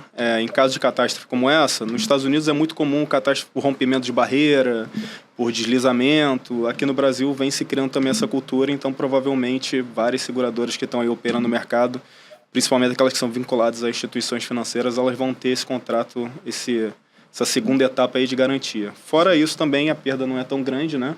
Porque ela opera no Brasil inteiro, né? Essas maiores seguradoras, elas vão operar no Brasil inteiro. Então, tem uma catástrofe no Sul, isso vai gerar um gasto absurdo, mas a sinistralidade dela no resto do país continua baixa. Então, ela continua vendendo produtos ali, o ganho dos produtos que ela já vendeu continua sendo um fluxo de caixa constante também, e isso vai ser direcionado para o Rio Grande do Sul. A SUSEP, ela estimou, vi um estudo da SUSEP recente, que ela estimou que vão ser gastos ali 40 bilhões de reais para recompor frota, seguro também residencial, é uma estimativa que tem sido feita, né? Eu entendo que seria um momento para as seguradoras mostrarem justamente essa força que elas têm aqui no Brasil, né? Justamente para reforçar, logo depois de eventos catastróficos como esse, geralmente você observa uma adesão maior do mercado para seguros, né? O mercado ele tem um certo crescimento. O mercado acho que ele já vem em crescimento, posso estar errado, né? Algumas seguradoras, principalmente no seguro de saúde, elas apresentam algumas dificuldades, né, por conta até de jurisprudência, que sempre requer que sejam aplicadas novas técnicas, sempre vão ampliando o objeto do contrato de seguro, mas, no geral, as seguradoras já vinham com um certo crescimento de adesão no mercado. Então, esse é o momento da seguradora mostrar força, né? O seguro ele tem uma função social que, quando você enxerga inicialmente, o seguro-saúde é para você não ficar desamparado, ter um hospital lá e conseguir retornar. O seguro de carga é para você não perder sua carga. Mas se você for olhar mais amplamente, por exemplo, o seguro-saúde, a função social dele é que o trabalhador ele continue trabalhando, né? Um sistema de saúde no país é sempre para que o trabalhador ele entre, seja curado e saia rapidamente. Então, quando o Estado ele não consegue atender a toda a população, o seguro ele vem para recompor isso, né? Para que a pessoa entre e não pare. A máquina ela tem que continuar girando. Então, nesse momento de catástrofes, assim, de grandes eventos naturais, que as seguradoras elas demonstram uma vez mais a relevância delas no mercado. Muita gente vê a seguradora como bicho-papão, né? Um gasto desnecessário. Mas é nesse momento que ela tem que mostrar a função social dela e mostrar quão forte ela é aqui no mercado brasileiro. Agora, só aproveitar aqui, então, para você que está na dúvida, né? Se você tem alguma cobertura de seguro, né? Pelo que eu entendi, Carlos, a cobertura que dá conta de desastres naturais é a cobertura compreensiva, Compreensiva, né? Que é a cobertura completa para seguro de automóvel, né? Então, o que é diferente no residencial também, que eu acho que a gente vai até a falar também. É claro que a gente está fora de um protocolo comum. Acho que dentro de um protocolo comum que você passa por uma situação de alagamento, normalmente você precisa rebocar o teu carro, levar ele até um posto de atendimento para que a seguradora faça a constatação e possa indenizar. Isso. E você comentou comigo que a maioria das seguradoras estão fazendo um esforço de guerra aí, estão fazendo um protocolo extra. Como é que hoje, quem quer ser indenizado, quem tem seguro, está com seu carro submerso, como deve proceder? Então, quem tem seguro, né, tá com o carro segurado, você consegue, através de fotos, abrir o sinistro, né, informar a seguradora o que está acontecendo, aonde o carro estava, aonde aconteceu, né, porque às vezes o carro nem está mais lá, mas informar que o carro está submerso, que não tem acesso ao carro, que até por foto da localização onde foi o carro, eles sabem que está metros e metros, né, acima do normal, e estão já começando a indenização. Entendeu? Entendi. Sem mesmo recolher o bem e levar para algum pátio para passar para vistoria, até porque, como está submerso, é a indenização integral. Eu acho que o importante, te cortei pela segunda vez, né? Não, sem Mas problema. eu acho que o importante também é recorrer ao corretor, né? Que é uma peça-chave de Sim. conexão. Eu acredito que o volume esteja sendo muito grande, as pessoas têm uma expectativa, né? Acho que gera uma ansiedade. Então, outra recomendação que a gente passa é que, além de você procurar a companhia de seguro que você contratou, você conte com o apoio do teu corretor. E até pensando nisso, como que funciona a questão? Dificilmente a pessoa paga o seguro anual numa vez só, né? Isso. E como que funciona essa questão da inadimplência? O meu seguro estava inadimplente no dia da catástrofe. E uma ou duas prestações. E hoje eu vou lá e quito. Eu tenho direito a esse seguro ou não? Vai depender da forma de pagamento. Vai depender Se da forma de você pagamento. escolheu, por exemplo, em 12 vezes sem juros, uma opção que tinha. Se você deixou de pagar uma parcela, você já perde a cobertura do veículo. Tá. Mesmo- Então, mesmo se que você- esteja adimplente hoje, na catástrofe, no dia 1º eu Não, estava no dia da devendo e eu paguei no dia 10. Estava sem cobertura, Tava sem no cobertura. momento estava sem cobertura. Tá. Tá? Então, quando é feito em 12 vezes sem juros, a cobertura é praticamente mensal. É como se fosse uma mensalidade, né? Sim. Então, se você deixou de pagar, ficou ali um período que eles dão, né, de 5 a 10 dias, você consegue pagar. Agora, aí manter a cobertura. Agora, passou 2 meses, como você falou, tem que passar por vistoria. O Tá. carro tem que passar por uma nova vistoria. E juridicamente tem alguma jurisprudência de alguém que consiga receber acertando esse seguro ou é briga perdida? Não, justamente isso. A seguradora, geralmente, ela faz a notificação prévia, né? Sim. Informando que o seguro ele vai ser rescindido, a apólice seguro vai ser rescindido. Mas o que é analisado é no momento do sinistro. Você estava adimplente com seu contrato de seguro? Se você estava adimplente, você tinha cobertura. Se você estava inadimplente, você não tem a cobertura. Entendi. Entendeu? Então, apesar de ela dar 3 meses para fazer a notificação, para depois ela extinguir o seu contrato de seguro, o que vai ser analisado é no momento do sinistro. O que aconteceu naquele momento? Você estava adimplente, você não estava adimplente com seu prêmio de seguro, que a gente chama, né? É isso que influencia, como eu falei, a forma de pagamento também, né? Vamos dizer que você escolheu em 4 vezes, né? Se você escolheu em 4 vezes, você pagou a primeira parcela e ficou 2 meses sem pagar a segunda, teoricamente, você tem um prorata ali, né? Porque você pagou só em 4 vezes. Você Entendi. pagou a primeira parcela, você tem mais de 1 mês de cobertura, Tá. entendeu? Então é diferente com a forma de pagamento. É como se em 4 vezes em um mês estivesse pagando 3. É, mais ou menos isso. Tá. Também tem um custo operacional da seguradora, Nesses né? Mas- eventos, assim, para falar a verdade, a gente provavelmente vai ver a relativização de algumas bases contratuais que a gente já tinha. Por exemplo, o Carlos estava falando sobre a análise, né, para você decretar a perda total do bem ou não. Essa análise, antigamente, né, dentro de uma condição normal de temperatura e pressão, ela é feita, vai uma pessoa da seguradora, analisa o bem, vê ali o que houve, vê se não teve participação do segurado naquele sinistro, se o bem foi preservado da forma que deveria ser, e depois ele tem 30 dias para analisar e fazer o pagamento da indenização, né? Diante do cenário que a gente está vendo no Rio Grande do Sul, muita coisa aí vai ser relativizada. O Carlos já colocou muito bem como está sendo essa análise, né? Por meio de foto, por meio de localização, e também provavelmente vai ser relativizado pela SUSEP esse prazo de 30 dias.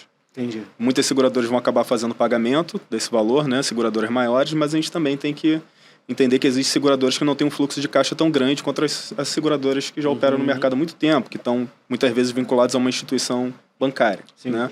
Então, algumas formalidades vão ser relativizadas.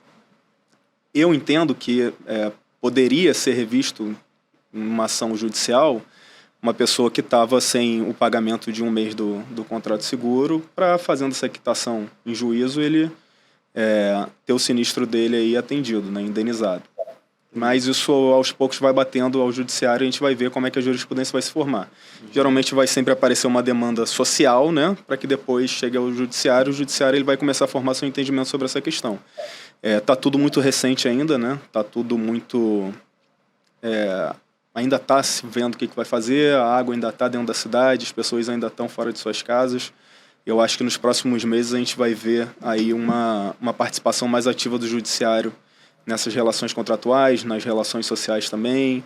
Aproveitando aqui, vocês que estão aí no front, Jéder e Bruno, o que vocês estão vendo hoje? Você já tem algum caso próximo? Alguém que já deu entrada em indenização? Como é que está isso? Então, pessoal, essa parte é uma notícia muito boa, né? Que sim, que o seguro vai pagar. Os índices, eu acredito que nas regiões alagadas ele seja menor do que esses 30%, tá? Pelas regiões que a gente conhece alagado, que foram alagadas, onde o pessoal não teve tanto tempo assim de sair, então esse índice ele é menor, eu acredito, tá? Eu não tenho ninguém próximo ainda que acionou isso aí. Não sei se o Bruno tem, não também. Então a maioria desses lugares aí que o pessoal não conseguiu tirar o carro ainda tem muita água. Ela começou a baixar, mas nos lugares que ela chegou por último, né? Então é onde a água não subiu tanto assim. Mas é importante a gente saber que vai pagar e também o procedimento, né? Como vai funcionar esse procedimento. Outra dúvida que a gente tem aqui, e se não encontrar o carro, vai ser da mesma forma? Agora, isso também ainda é uma novidade para a gente, tá? Então, não tenho certeza, mas pela catástrofe que foi, eu acredito que isso não vai impedir o pagamento, vai ter como se fosse um roubo para exatamente, desmanche, no caso. Isso aí. Eu acho que... Desculpa. Claro, pode falar. Desculpa. Eu acho que as seguradoras elas vão entrar num momento de também preservação de imagem, né? Eu acho que muitos processos internos, como eu falei, vão ser relativizados porque o Brasil inteiro está vendo, né? O mundo inteiro está vendo. A gente tem o exemplo do Katrina. No Katrina, salvo engano, foram 400 mil veículos que foram retirados. E o pagamento foi feito por todas as seguradoras, assim, rapidamente, né? Uhum. Então, eu acredito que aqui no Brasil vai ser utilizado o mesmo expediente, tá? Uhum. Esses processos vão ser relativizados. O carro foi perdido, a gente não encontra o carro, não consegue localizar o carro. Pode ser parado no fundo do rio, né? Sim. Acredito que vai ser decretada a perda total do bem e vai ser colocado no seguro, a indenização vai ser paga. Uhum. É o que eu acho que vai acontecer, assim, por um modus operandi que a gente já viu em outras catástrofes, também em São Sebastião, que aconteceu há pouco tempo, né? Eu acho que isso vai ser relativizado pelas seguradoras também, até como meio de preservação da imagem da seguradora no mercado. Sim. E no seguro habitacional, acredito que o problema seja mais fácil de ser resolvido porque tu não tem muito desse tipo de se bem que sumiram, né, várias casas aí, né? Então, e esse habitacional? A casa eu acho que é um pouquinho mais fácil porque, assim, a casa estava ali e hoje não está, né? Uhum. O seguro habitacional, o Carlos pode até me corrigir também, mas geralmente ele prevê algumas catástrofes, né? A base normal, que vai prever, acho que, raio, ventania. Então, sem querer te interromper, mas o seguro residencial, né, o habitacional, ele com cobertura básica, né, que todo mundo contrata, ele tem direito a incêndio, explosão e fumaça. Alagamento é exclusão, é uma cobertura acessória. Você tem que contratar e colocar o valor acessório que você quer. Tá. Entendeu? Então, não é muito comum. Em casas, em regiões mais assim, geralmente, essa cobertura é sugerida, né? Uhum. Então, por exemplo, alagamento você não coloca num apartamento, geralmente, né? Então, e na casa, diferente do carro, que tem uma tabela FIP para indenização, né? Você tem um valor de reconstrução. Entendi. Então, você não chega ali, minha casa, como aconteceu, né? Casas sumiram. Uhum. Agora você tem o valor de uma casa e vai comprar. Ali é o valor de reconstrução daquele... Previsto tem a pólice. Né? Previsto tem a pólice Tá. daquele local. Meio que no conta o terreno, conta a casa. Isso. Tá. Fala, Brunão. Até inclusive na minha casa lá nós tínhamos seguro da casa. O que acontece geralmente aqui são vendavais, né? Algumas tempestades fortes que podem trazer algum dano a telhado, etc. E a gente sofreu com isso, a gente teve algumas perdas por causa de chuvas, mais danos, assim, pedras, enfim. Daí a gente acabou contratando o seguro. E na época a gente optou por não escolher o seguro de enchente, porque era um valor relativamente um pouco mais alto e porque nunca tinha acontecido isso na região, né? Então essa parte tanto de seguro de carro quanto de casa, principalmente para os bairros que foram atingidos, que eram de um perfil de público de uma renda, né, média baixa, o pessoal vai sofrer bastante. A grande maioria não tinha esses seguros. E voltando aí para a questão do auto, tirar uma dúvida com vocês, como é que é o mercado aí de cooperativa de proteção veicular? Porque é um mercado que cresce bastante aqui no Rio e muitas vezes as pessoas nos perguntam, né, Qual é a diferença de uma seguradora para uma cooperativa? Tem esse mercado aí e como é que está a proteção? É agora que vai separar os homens dos meninos, né? Essa pergunta eu até tinha anotado aqui para não esquecer. Existem sim. Eu particularmente não tenho. Não. Tenho seguradora normal, né? Essa é uma pergunta que eu tinha anotado. E agora? Como que vai ser? Acho que realmente agora vai se separar, né? Agora a gente vai entender se isso vai continuar ou não, se está certo ou não, se vale ou não vale, né? Eu vejo que na hora da contratação, né, vamos falar da proteção, não vou generalizar para seguro, existem muitas pessoas que não conseguem honrar com o valor do seguro ou que em algum momento fazem um juízo de valor que é caro, né? Hoje, Carlos, qual é a diferença? O Guilherme falou sobre a SUSEP, que regulamenta, tem um fluxo de caixa para comportar. Existe algum órgão que regulamenta hoje as cooperativas ou vai ser uma questão de sorte das pessoas serem... Quer dizer, sorte seria uma palavra inapropriada, né? Mas as pessoas teriam que contar com a boa-fé ou com uma organização dessa assessoria?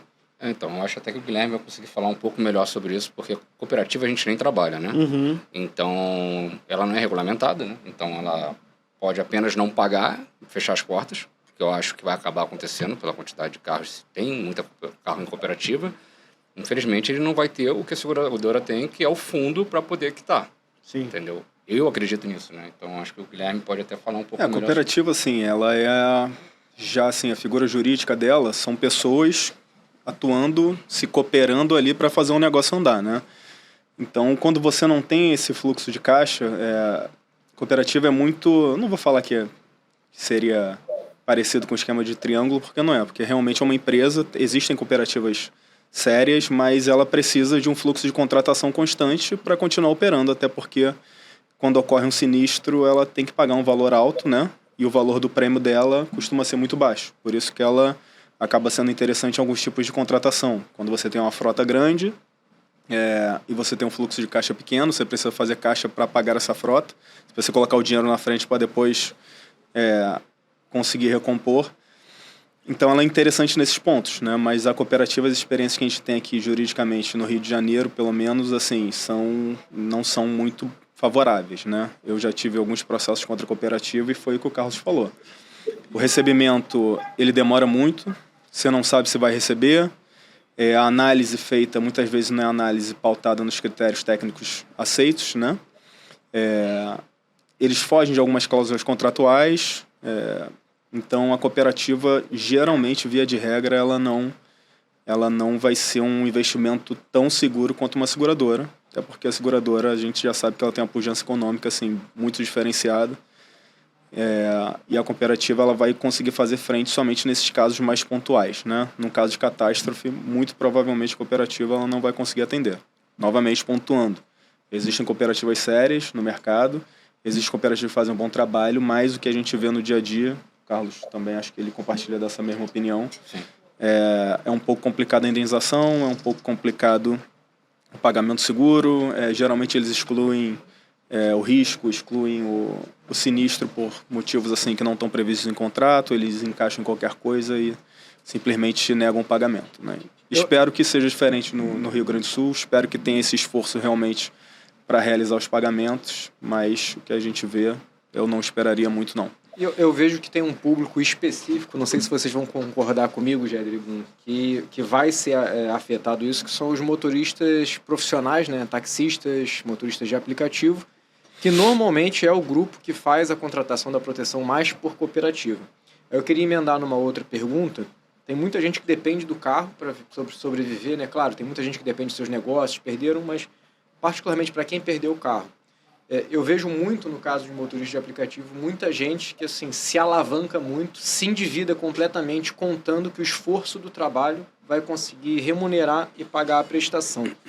Para os carros que estão financiados, né, tem o seguro prestamista, que eu acho que é o seguro do financiamento. Como é que funciona a partir daí? Eu não tenho seguro, eu tenho uma... Vamos colocar o pior cenário. Eu não tenho cooperativa, não tenho seguro, eu tenho um carro financiado, eu perdi nele em enchente. O que essa pessoa deve... Como é que ela pode proceder? Tem alguma forma dela se proteger? ela tem que continuar o pagamento? Como é que funciona isso? Tá. O Carlos pode até também depois falar melhor, mas se a pessoa não tem seguro, se ela não tem seguro prestamista também, vai ficar um pouco difícil, eu diria que impossível dela receber o valor, né? Isso não vai impedir que ela tenha que honrar com seus compromissos contratuais no contrato de financiamento. Ela vai ter que continuar pagando aquilo, ou ela vai quitar, ou ela vai comprar um outro carro por meio dela, né? E seguir pagando aquele financiamento até o final. Quando ela tem o seguro, geralmente o seguro ele vai fazer a indenização do carro, né? Ela vai pegar essa indenização e vai realizar o pagamento, vai quitar o financiamento. Algumas seguradoras, o Carlos pode me corrigir se estiver errado, eu não sei se isso ainda é prática no mercado, mas algumas seguradoras antes exigiam que a pessoa quitasse, ela apresentasse quitação para a seguradora indenizá-la, né? Tendo seguro, você está um pouco mais à vontade com isso. O seguro prestamista ele vai estar ali para garantir que você continue honrando seus compromissos contratuais caso você tenha um evento de perda de receita, né? Por exemplo, você foi demitido ou teve uma suspensão do seu contrato de trabalho por algum acidente pessoal. Nesse caso até de catástrofe, eu acho que dependendo da pólice, provavelmente você consegue aplicar essa cláusula de garantia. E aí você vai fazendo essa quitação das parcelas enquanto você está impossibilitado de exercer sua função laboral ou de oferir proventos, né? Até para não confundir, né, a gente está falando sobre 2 seguros distintos aqui. O seguro normal, né, quando você contrata para proteção de colisão, furto, roubo e a própria enchente. E o outro seguro, que é o seguro prestamista, de quando vai se financiar o carro, né? Eu trabalho com venda de carro, eu sei que na prática, quando as pessoas querem financiar, normalmente elas solicitam que tire o seguro prestamista. Fala assim, nunca vou precisar disso, é pequeno, e na prática... a taxa, né? Para reduzir a taxa, reduzir o valor, e isso acaba impactando. Acho que ele aumenta em 0,5% a 2%. Não é muito relevante, pouco, mas as pessoas realmente elas vão pensando agora, acabam... Isso. Outra dúvida que eu tenho, que como vocês relataram aí, a gente tem muita notícia do pessoal se aproveitando, né? Bandido invadindo casa dos outros, provavelmente infelizmente, muita casa vai ficar sem dono, né? Sim. Porque provavelmente famílias que não vão ser achadas ou não vão querer mais estar lá. Como que funciona o direito de, entre aspas, defesa pessoal nesse caso? A gente está vendo lá, vocês devem estar vendo lá, Bruno, que é de Matias Velho, eu vi algumas imagens aqui de morador dentro de casa, armado, esperando o cara de madrugada, e com relatos de que realmente a bandidagem está entrando lá, quer tomar jet ski. Essa legítima defesa, o que o cara que ele está em casa, lógico, né, com uma arma registrada, ou mesmo que ele não tenha uma arma registrada, uma faca, um pedaço de pau, alguma coisa assim, como que ele faz para ele se defender para depois de uma catástrofe toda dessa, ele ainda não sair preso? Tá, bom, não é muito a minha área não, mas vou tentar ajudar aí dentro do possível. A legítima defesa ela tem que ser sempre justa e proporcional, né? Não adianta uma pessoa tentar te atacar com uma arma de bolinha e você, com uma escopeta, devolver um tiro nela, né? Então, o que vai ser analisado é caso a caso. O que aconteceu, qual foi o evento. Realmente você estava dentro de casa, desavisado, a pessoa tentou invadir sua casa. Ok, você deu um tiro nela, mas você conseguiria tirá-la de lá sem dar um tiro, sem matá-la? Ela tentou te agredir, mas ela te agrediu com o quê? Com um pedaço de pau, com uma faca? Ela tentou realmente tirar sua vida ou ela só estava tentando te empurrar para sair da frente dela? É isso que tem que ser analisado. Obviamente que a pessoa ela pode prezar e defender o patrimônio dela, mas sempre dentro de uma razoabilidade, né? Sempre com uma proporcionalidade também e analisando caso a caso se aquela conduta que ela adotou é justa e proporcional à conduta que foi colocada contra ela. Então são esses pontos que tem que ser observados sempre. Óbvio que você pode prezar pelo seu patrimônio. A gente teve um caso antigo que era um senhor que morava, parece que no interior do Paraná, que ele fez uma armadilha, que era uma escopeta na porta, né? Ele foi roubado 20 vezes pelo mesmo ladrão e quando esse ladrão abriu a porta, a escopeta atirou, né? Mas esse ladrão era geralmente um jovem alcoólatra ou viciado que entrava na casa, comia alguma coisa, ia embora, ou pegava uma coisa ou outra da geladeira e ia embora. Então se entendeu que, na verdade, foi um homicídio, né? Não foi uma legítima defesa, justamente porque o ato, muito embora justo, ele foi totalmente desproporcional. Porque aquela pessoa não estava armada, aquela pessoa naquele momento não apresentava perigo a ele, entendeu? Então, o que tem que ser medido, analisado, é isso, né? Qualquer tipo de excesso, ele vai ser reprimido pela justiça. Entendi. Maravilha. O Géder e Bruno, a gente... Acho que o objetivo aqui não é se estender tanto, era contemplar o máximo de dúvidas aí, que a gente possa contribuir. Ficou alguma coisa aí de dúvida? Na questão dos seguros, a tendência é que tenha um aumento nos próximos seguros, mesmo para quem não foi atingido? Então, a tendência no mercado é sim ter um ajuste, né? Ter um ajuste no preço, ainda mais porque no sul, como estão falando, tem mais de 200 mil carros, né, abaixo d'água. Então, deve ter uma alteração no valor, sim. Há a previsão de que daqui a alguns meses comecem a ter uns reajustes. Não tem nada oficial, Nada mas oficial, o só- mercado se movimenta desse jeito. Sim. Mas não é só no sul, entendeu? Aí isso vai ser no geral, Entendi. entendeu? O Brasil Vai todo distribuir, vai... exatamente. Não vai punir precisar o pessoal pagar do essa sul conta, por isso. né? Vai dividir, Uhum. entendeu? Boa. Legal. Mais alguma aí, senhores? Deixamos passar alguma coisa? Não, acho que de minha parte. Eu acho que é isso, pessoal. Acho que responderam bem nossas dúvidas, nossas perguntas, né? A gente fica mais tranquilo que o seguro, quem tem o seguro mesmo que é regularizado, vai receber, já está recebendo, né? Porque é uma forma de sustentar a família, uma forma de reconstruir um pouco, não é? Acaba conseguindo ajudar nessa parte, né? Isso aí. E aí, Igão? Então, eu acho que é isso. Eu queria reforçar aqui o QR Code de doação da vaquinha. O pessoal da Atual está fazendo um trabalho espetacular lá para poder ajudar as pessoas. Eles tiveram, lembrando, pessoas impactadas diretamente dentro da sua estrutura, que estão contribuindo com tantas outras famílias, então toda doação é muito importante. Queria reforçar o que a gente falou mais no início desse episódio, né? É uma crise muito grande. A gente entende que não são medidas de doação agora instantâneas que vão resolver o problema.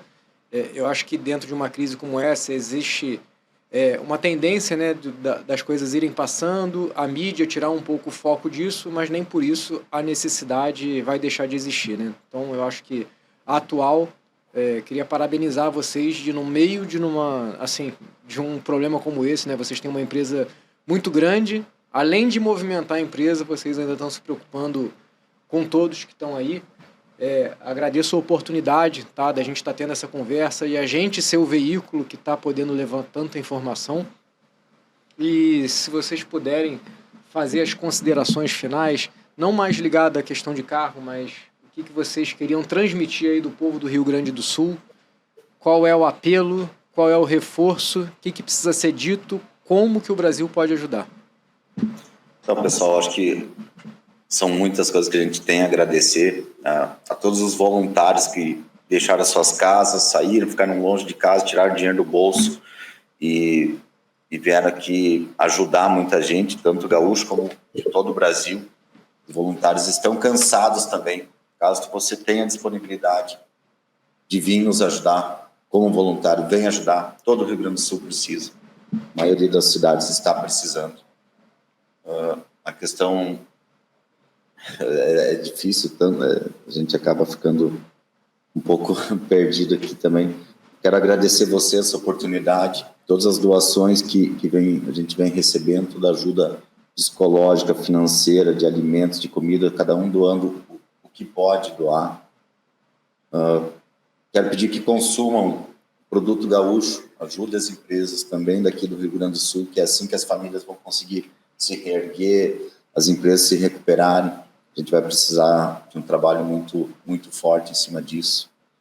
Fico à disposição através do nosso Instagram. A gente vai deixando postando os nossos trabalhos, mostrando o que a gente está fazendo aqui. Primeiro, são pessoas, o nosso negócio é importante, a gente precisa, mas a gente não pode deixar de ajudar essas pessoas que estão precisando muito. Não. Pessoal, também queria agradecer a oportunidade de vocês de dar voz, né, a nós que estamos enfrentando toda essa batalha aqui. É uma batalha constante. Temos muito trabalho pela frente, mas algumas provas de tudo que aconteceu, eu tenho certeza que vão nos deixar ainda mais fortes. A gente com o pessoal se voluntariando, e a gente está vendo todo esse abraço que todo o Brasil está dando no Rio Grande do Sul, né? Então, não somente nós da Atual, mas muitos outros abrigos estão recebendo bastante doação. A gente até estava falando sobre as roupas, né? Agora a gente vai ter um frio extremo aqui no estado, e o frio para salvar a vida não é uma coisa boa. E a gente vai precisar cada vez mais de, principalmente, alimento, água. E o grande ponto-chave que eu queria deixar aqui é justamente isso, que a gente encarou um primeiro momento muito forte, muito pesado agora, que a gente recebeu muita ajuda, e a gente sabe que a tendência é que acabe esfriando um pouco isso, e infelizmente a gente não vai conseguir se recuperar tão fácil e tão rápido, né? Então, agora passando frio, agora conforme as águas vão baixando, a gente vai precisar muito da ajuda, não somente do povo do Rio Grande do Sul, que a gente já está tendo, como o Gedra falou, muita gente já cansada, mas também de todo o Brasil. A gente conta com o apoio de vocês aí, não só do Rio de Janeiro, que é o local do podcast, mas de todo o nosso território, porque a gente conseguiu ver que nós somos muito unidos e a gente vai sair muito mais forte disso. Isso aí, a gente só tem a agradecer, parabenizar a iniciativa de vocês. A gente, em algum ponto, imaginou de fazer um podcast, mas a gente achou que poderia ser apelativo, e a gente aqui não está atrás de visualização, like, não está atrás de nada disso. A questão que a gente quer realmente é ajudar, na medida que a gente consegue ajudar.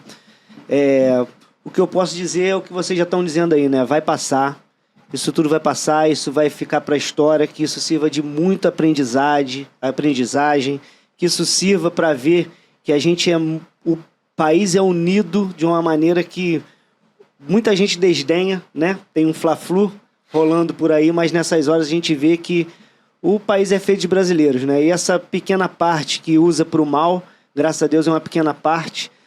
O homem lá de cima há de saber usar a hora certa, e que tudo vai passar. A gente vai estar aqui o tempo todo para o que precisar. A gente vai deixar lá o link da vaquinha no nosso Instagram, para você que quiser aí ajudar. A gente vai deixar um post fixado lá. Enquanto essa vaquinha estiver no ar, vocês podem contar com a gente. Não foi de uma maneira que a gente queria ter feito esse podcast. A gente já tinha gravado um com o Géder aqui uma vez. A gente queria muito gravar mais um, mas que sirva de suporte, que sirva de alguma maneira que a gente possa estar na história junto com vocês. Muita força. Agradeço demais pela oportunidade, e que já a gente tenha encaminhado coisas boas pela frente. Aproveitar aqui e passar a palavra para o Guilherme e para o Carlos, querem fazer as considerações finais. Bom, agradecer aí pelo convite, né? Agradecer imensamente por estar participando desse movimento de envio não só de comida, mas também de amor, né? Envio de boas vibrações. Como o Diogo colocou, a gente tem que mostrar que o país é um só, que a dor de um brasileiro é a dor de todos os brasileiros, que o país está com o Rio Grande do Sul. Ninguém está fechando os olhos para isso, e a gente tem que reforçar sempre que, como foi falado aqui já, que isso vai passar, e tenho certeza que todos sairemos mais fortes desse evento aí. Tenho certeza que o Rio Grande do Sul voltará a ser uma potência, como sempre foi, e que o povo gaúcho continuará sendo um povo feliz, como sempre foi. Muito obrigado. Queria agradecer também pela oportunidade e falar para vocês aí que também quero divulgar o link da vaquinha deles, né? Sim. Que eu acho que isso é muito importante, a gente não pode deixar esfriar, que eu acho que esse que é o maior problema. O pessoal vem muito empolgado, animado, receberam doações pra caramba, que eu andei acompanhando, mas ainda é pouco, a gente tem que manter esse tipo de doação. Então, eu até, por amigos comuns, né, que a gente tem, que moram em Canoas, a gente estava ajudando pela paróquia, né, Nossa Senhora das Graças, se não me engano, não sei se vocês conhecem aí, mas eu vou também divulgar o link deles, porque eu acho que isso aí tem que manter aquecido. A gente vai reerguer o Sul, o Rio Grande do Sul. E legal. Agora tudo bom. dá certo, graças a Deus. E vocês aí, pessoal? Finalizamos? Vamos finalizando, mas eu quero agradecer vocês muito aí, disponibilizar o tempo de vocês, a estrutura toda aí, esse apoio que vem dado. Peço sim que, como o Diego falou, a gente não está aqui para se promover, não está aqui para pedir dinheiro, não está para ganhar like, mas nós precisamos disso para ajudar o nosso povo. É uma forma de ajudar o nosso povo, muito bem-vindo, e a gente vai mostrar para vocês esse trabalho que está sendo feito. Tem muitas instituições, sim, para ajudar. Eu peço que vocês, quem está com dúvida, então vai lá, procura um pouquinho mais, procura entender o que realmente está acontecendo. Eu acho que a mídia, a televisão, alguns canais aí, né, de divulgação não estão mostrando que a gente está com 21, 22% da população atingida. É muita gente, pessoal, é muita gente. A gente está falando de mais de 2.300.000 pessoas atingidas, afetadas, fora de casa.